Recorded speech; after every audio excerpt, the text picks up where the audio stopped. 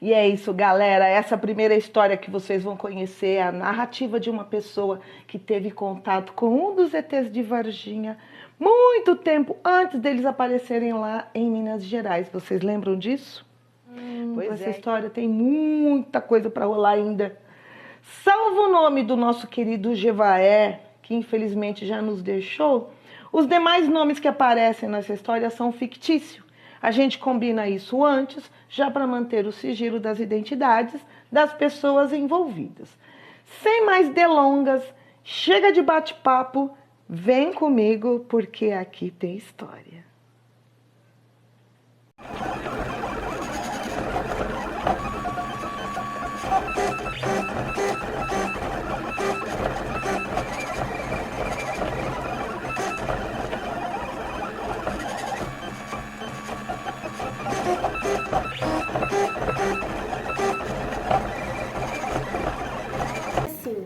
Eu fui lembrar disso porque eu tinha esquecido. Criança esquece, né? Vai passando, passando, esquece. Eu fui lembrar quando começou muito esse caso de Varginha.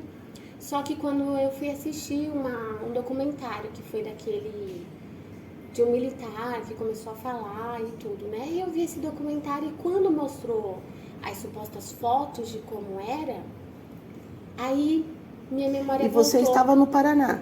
Estava no Paraná, morava em Cascavel. Eu estava em Cascavel com a minha mãe e a gente morava de frente para uma fazenda. Só que não tinha água encanada na casa que a gente morava. Então a minha mãe pegou e pediu para mim a noitinha. Eu não sei porque eu era criança, então você não sabe falar exatamente a hora. Se era 7, se era 8, se era 9 horas da noite. Eu sei que ela pegou e me deu um balde e mandou eu descer para pegar água, né? Não chegava a ser um poço, era uma coisa que você fazia assim, fazia um gesto e a água saía, tipo como se fosse uma bombinha. Eu sei, também não sei como é que chama. Um negocinho que eles fazem assim, pra puxar água, né? Sei. Isso, aí a água subia e saía pelo caninho. Aí você colocava o balde, fazia aquele movimento e a água enchia o baldinho. Sim. E aí eu desci. Não que eu desci só não queria ir. Não sei o que. Era sítio? Vai. Não, era casa normal, só que em frente era uma fazenda grande. Ah, tá. Eu morava de frente para uma fazenda. Sim.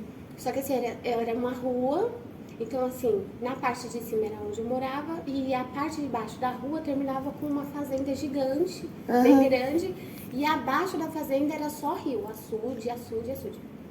E aí, beleza, aí eu peguei e fui, relutando pra ir, mas fui buscar água sozinha. Aí no que eu desci pra pegar a água, eu senti um arrepio assim na espinha, sabe? Uma sensação esquisita. Calafrio. Aí eu fiquei com medo, porque eu já tava com medo, criança, no escuro, sozinha, né? E de repente você sente uma coisa assim esquisita. Aí eu não quis olhar pra trás, eu continuei, só que daí eu escutei um barulhinho, como se fosse tipo quebrando uma madeirinha no chão, sabe quando você pisa e faz trequezinho assim, só que bem levinho. E eu sabendo que eu tava de frente pra uma fazenda, eu pensei, será que é algum bicho, alguma coisa? Eu olhei. No que eu olhei, ele tava tipo coisa de... Pra mim, hoje, eu consigo falar a distância, coisa de 1,5 metro das minhas costas. Meu Deus, tava grudado em você praticamente. Bem perto. Aí eu olhei assim, só vi aqueles... Eu era pequena, né, 7 anos. Ele era praticamente da minha altura, pouquinha coisa só maior do que eu. Pouquinha coisa só assim, tipo, maior que eu. Então, quando eu olhei, praticamente meu rosto caiu no rosto dele. Deu de cara? Um olhão vermelho. Meu Deus! Aí, na hora que eu vi aquele olhão vermelho, aquela protuberânciazinha assim, né? Eu fiquei muito assustada. Eu derrubei o balde, subi correndo, gritando. E corri. E fui parar na minha mãe. Não, tem um bicho. E a minha mãe, não tem bicho nenhum, você tá com preguiça de pegar o balde, não sei o que, não sei o que. E eu, não, tem. Não tem. E eu, tem. E aí ela fez eu voltar, porque você vai voltar, vai pegar o balde. Ai, que maldade. Você vai trazer, e eu tentando levar um dos meus irmãos junto comigo. E eles olha, não gente, judiação. Aí eu fui fazendo, que a minha família é católica, né, sim, da parte do meu pai. Sim. Então eu fui fazendo o que a minha avó ensinava, fazendo um credo, sei lá, alguma oração, coisa. sim, eles ensinavam. Descendo, e falei, o que foi isso que eu vi? E aí eu, calma, e tremia muito. Até de lembrar eu fico um pouco nervosa. Aí fui descer, aí quando voltei lá, o balde tava deitado, eu tive que começar a encher o balde de novo, e aí ficava olhando para um lado e para o outro, e aí já não vi mais nada. Aí peguei o balde, subi morrendo de medo e entreguei a água e fiquei naquela. Ninguém acreditou, meus irmãos riram de mim, todo mundo riu de mim, ninguém acreditou no que era. E aí eu fiquei um tempo com aquela memória ainda lembrando aquilo que tinha acontecido. Que trauma, né? E depois você acaba também acontecendo o que é real. Porque a sua mente, ela é interessante. Sim. Ela acredita nas coisas, mas ela também tem uma facilidade para desacreditar muito rápido. Então, se todo mundo começa a falar para você que não é real, que não é real, que não é real, você começa a pensar que não é real. Sim. E você começa a falar, realmente, isso não é real. Eu devo ter imaginado por causa do meu medo. Eu posso ter várias coisas que aconteceu ali naquele momento e tudo bem. E aí você esquece. Só que daí quando eu vi, né, o documentário, que eu vi aquela cena na hora... Você viu o documentário depois da sua visão? Muito depois, já era adulta. Quando eu vi, eu já estava com 25 anos. E você já tinha praticamente apagado essa história? Já, tinha sumido da minha memória. Eu tinha sumido. Tanto que quando eu vi o Givaer, eu conversei com ele e falei assim, Givaer, eu acho que se a gente fizer uma sessão de hipnose para voltar no tempo e buscar a memória, vocês vão descobrir muita coisa. Mas vem cá, aqui... Lá eu não me lembro muita coisa de quando eu era criança. Então, muita coisa que aconteceu comigo no tempo que eu estava lá, entendeu? Teve um caso também que aconteceu comigo lá, que foi assim, eu comi um doce da minha mãe, um pote de doce da minha mãe. E a minha mãe é viva. O Fernando, ela falou isso pro Fernando. E o Fernando falou assim, aí foi quando o Fernando acreditou. Assim, a minha mãe, ela vendia docinho às vezes, né? Aí eu peguei um pote de doce de leite dela e comi. Ela não queria dar doce, eu peguei o pote escondido e comi. Depois, quando ela foi achar, quem abriu o doce, quem comeu o doce? Eu vou matar quem pegou esse doce. Eu falei, meu Deus, minha mãe vai me matar. O que eu fiz? Eu corri de casa e dormi embaixo da casa. Sabe como é a casa antigamente? Que hoje já é muito alvenaria, mas antigamente no Paraná, as casas eram todas de madeira elevadas, né? Por causa do frio, da geada, né? Então, você tinha aqui, a casa aqui, ela era funda. Então, o que eu fiz? Eu saí de dentro de casa e, com medo de apanhar, me enfiei embaixo da casa. E fiquei deitadinha lá. E a minha mãe, cadê essa menina? Quando ela aparecer, foi ela, que não sei o quê. E eu ficava escutando eles em cima da casa, andando e falando e me procurando e tudo. E eu, nem liguei. Nisso, eu adormeci embaixo da casa. Eu dormi. E quantos anos você tinha? A mesma idade. A mesma idade. 7 anos. 7 e pouquinho. Presta atenção. Eu dormi embaixo da casa. Quando eu acordei, era noite. E aí, eu escutei minha mãe falando assim, se ela aparecer, essa menina tem que aparecer, porque se ela não aparecer, o pai dela vai me matar. O que eu vou fazer? Pra onde que ela foi? Eu não aguento mais procurar ela. E eu, criança, pensei comigo assim, nossa mãe, eu tô aqui, eu acabei de entrar embaixo da casa. Pra mim, eu tinha acabado de entrar embaixo da casa. Mas pra minha mãe falou que eu fiquei 3 dias desaparecida. 3 É sério isso? Juro pra você, o Fernando tá aqui. Quando eu vi esse vídeo, eu comecei a lembrar de tudo.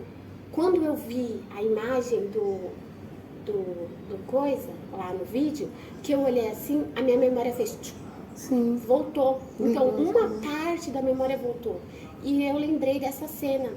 Eu deitada embaixo da casa e a minha mãe falando, cadê? Eu lembrava primeiro dela falando que ia me matar. E eu correndo e me enfiando embaixo da casa. Eu adormeci. E aí, quando eu acordei, ela tava chorando, eu lembro que ela tava chorando e falando assim, se ela não aparecer, o que eu vou fazer, que não sei o quê. E eu só saí debaixo da casa quando eu escutei ela falando a frase assim, ai, meu Deus, se ela aparecer, Jorge, não sei o que era o meu padrasto, né? Eu não vou bater nela, eu não vou brigar, eu não vou não sei o que. Aí quando ela falou isso, eu falei, ai, mamãe não vai me bater, então deixa eu sair debaixo da casa. Aí eu saí debaixo da casa. Quando eu saí debaixo da casa, que eu cheguei na porta, entrei na porta assim, ela me agarrou e ela chorava. E ela me agarrou assim, e ela chorava, onde você tava, não sei o quê. Aí eu falei, embaixo da casa. Aí ela falou, você não tava embaixo da casa? Eu tava, mãe, eu tava dormindo embaixo da casa. E ela falou, não, você não tava embaixo da casa. Eu te procurei lá, você não estava embaixo da casa, eu te procurei na casa dos seus primos, da sua tia, eu te procurei em tudo que foi lugar e eu não te encontrei. Meu Deus! Foi. E eu só lembrei de tudo isso depois que eu vi o documentário lá. Será que seu amiguinho te resgatou e depois te devolveu? Então, eu acredito. Depois que eu vi tudo isso, que eu pensei em tudo isso, aí eu falei pro Fernando. Aí a gente tava vendo que a gente começou a ver documentário, não sei o que, de negócio de abdução, não sei o que. Aí eu falei pro Fernando, eu falei assim, Fê, eu acho que eu já fui abduzida. Aí o Fê falou assim, foi nada, você tá de zoeira, não sei o que. Eu falei, não, escuta a história. Deixa eu te contar a história. Aí eu contei essa história pra ele. Não do que eu tinha visto lá, o carinha não. Mas eu contei pra ele essa história de eu ter dormido embaixo da casa e ter sumido. Aí ele pegou e falou assim, Aí eu falei pra ele, não, tudo bem, contei a história. Aí passou. Quando a gente foi visitar minha mãe, acho que minha mãe estava morando com meu irmão na época, lá na Vila Mariana. Aí a gente foi, eu lembrei na hora. Aí eu falei assim, mãe, conta aí aquela história pro Fernando de quando eu sumi, que a senhora ficou me caçando e eu sumi. Agora eu não me lembro direito se foi 3 dias ou se foi mais, tá? Que é ela que lembra certinho. Aí ela pegou e falou assim, meu Deus, ela sumiu. Aí começou a contar.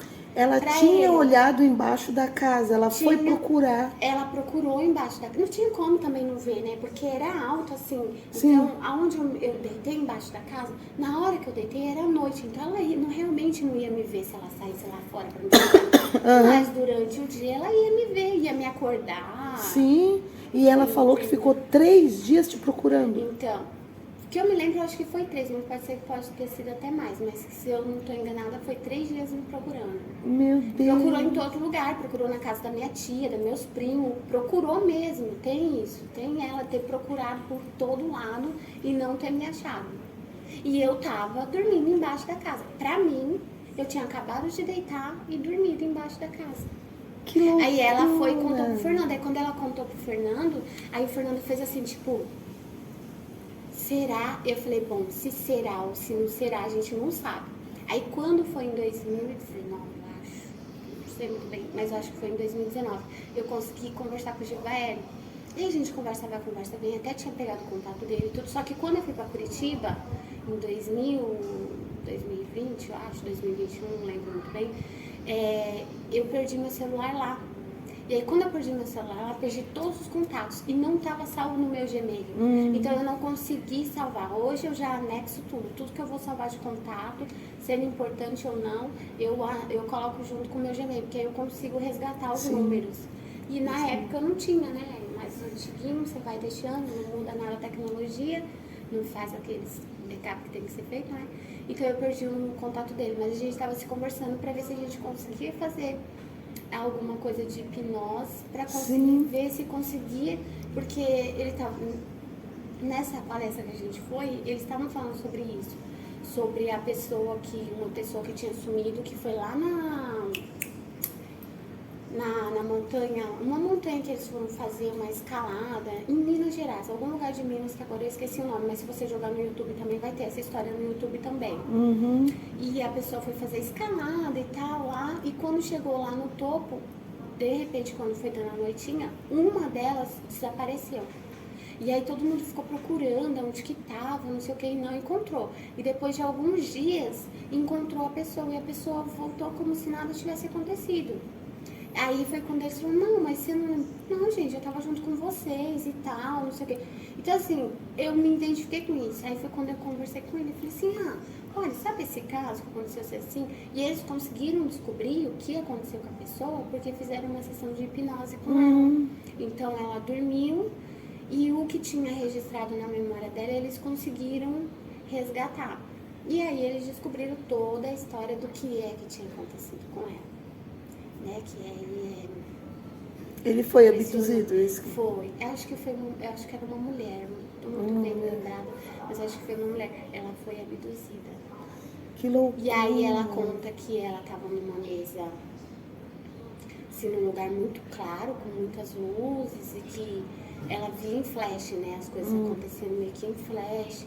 Que ela viu que fizeram, tipo, exame de sangue nela, tiraram coisa dela. Falaram pra ela ficar calma, que tava tudo bem, que só ia fazer alguma coisa assim, tipo...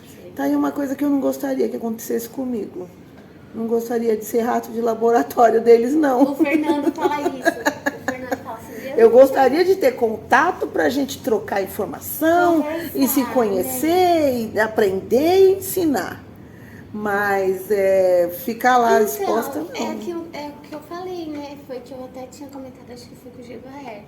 Eu comentei assim, eu falei assim, isso é chato, né? Porque se você acabou trocando alguma experiência, você não absorveu nada, porque você não lembra. Você não lembra. Aí quando a gente assiste aquele Nib Homens de Preto, né? Fala um pouco de ficção científica, que na verdade eu acho que nem tudo é ficção científica nesse mundo. Não, pra mim, totalmente a arte imita a vida. Não é a arte. Nossa, excelente frase. Não é a vida que imita a arte, é a arte que imita a vida. É porque tudo é uma cópia, uma recópia da cópia da cópia da cópia, né? Sim. Então tudo vai se recriando. Então no caso do NIB, que eles têm aquela luzinha, né? Ó. Sim. Você tava aqui, assim, nada aconteceu. Tchum, você viu um flash, acabou. E quando você olha, você fala, não, eu tava aqui normal, nada aconteceu. Sim. Né? O tempo, hora, tudo. Sim. Então, foi isso. Que história maluca, cara. E que legal, mano. Eu adorei a sua história, nossa.